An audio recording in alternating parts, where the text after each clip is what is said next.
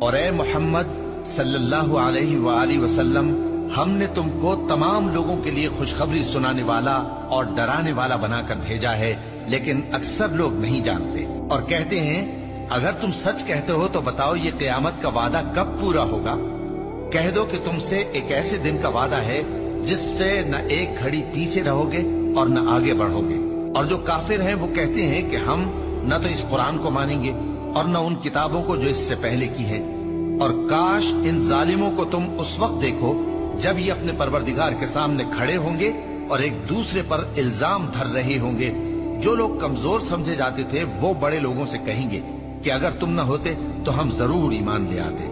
جو لوگ بڑے بن بیٹھے تھے وہ کمزوروں سے کہیں گے کہ بھلا ہم نے تم کو ہدایت سے جب وہ تمہارے پاس آ چکی تھی روکا تھا؟